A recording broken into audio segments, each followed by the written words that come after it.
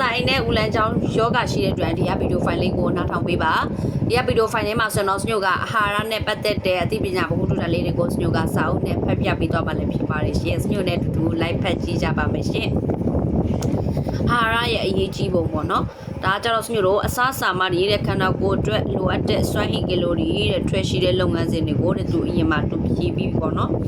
အစားစားခြင်းရဲ့ရည်ရွယ်ချက်ကဗိုက်စာလို့စားတယ်ဆိုတာမျိုးမဟုတ်ပဲနဲ့တခြားရည်ရွယ်ချက်ကောင်းတွေရှိနေသေးတယ်နော်တခြားရည်ရွယ်ချက်ကောင်းတွေရှိပါသေးတယ်ဒါကမှလည်းဆိုရင်တော့စညိုတို့ခန္ဓာကိုယ်ကြီးအလုံးလုံးနိုင်ဖို့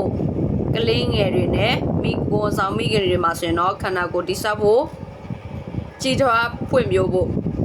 ပြီးရင်တော့စညိုတို့ကိုယ်ခံအားစနစ်ကောင်းမွန်နေဖို့အတွက်ဒါအစားတွေစားကြရတယ်ပေါ့နော်ပျက်စီးသွားတဲ့ဆဲတွေကိုပြန်လည်ပြုပြင်ဖို့အရွယ်တင်နှုတ်ပြဖို့အသက်ရှည်ဖို့အဲ့လိုမျိုးရည်ရွယ်ချက်ပေါင်းများစွာနဲ့အာဟာရကိုဉာဏ်ပညာရှိစညိုတို့စားသုံးကြရတယ်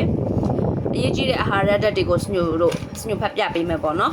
ဒါကြတော့ခန္ဓာကိုယ်အတွက်နေ့စဉ်စားပေးရမယ်အာဟာရဓာတ်စုပေါင်းဘယ်နှခုရှိမယ်လို့ထင်တယ်မိတ်ဆွေဖြည့်ကြည့်ပေးပါနော်နံပါတ်1ကစီဓာတ်ပေါ့နော်နံပါတ်2ကကျတော့အဆီဓာတ်ဖြစ်တယ်နံပါတ်3ကအသားဓာတ်ဖြစ်တယ်နံပါတ်4ကဗိုက်တာမင်နံပါတ်5ကျတော့သတ္ထုဓာတ်တွေနံပါတ်6ကကျတော့အမြင်ဓာတ်နံပါတ်9ရှည်ဓာတ်ဖြစ်ပါတယ်ရှင်အဲ့တော့နံပါတ်1ပေါ့နော်စညိုတို့ဖတ်ပြမယ်နံပါတ်1ကကျကာဘိုဟိုက်ဒရိတ်ပေါ့နော်ကာဘိုဟိုက်ဒရိတ်မှာဆိုရင်တော့ဆန်နေဆန်လုံးညိုကြုံပြောင်းအာလူကစွန်ဦးပဲနွားနို့အုတ်ကြုံပေါ့နော်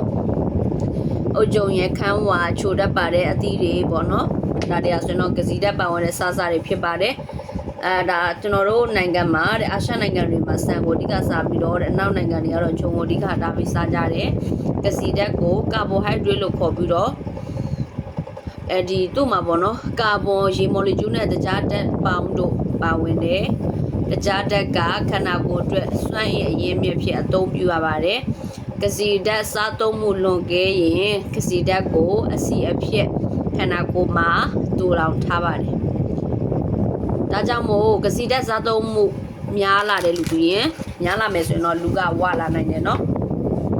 အဲ့လေးကိုလည်းဒါစညိုတို့မှတ်ထားခြင်းပါတယ်ရှင်ပြီးရင်တော့စညိုက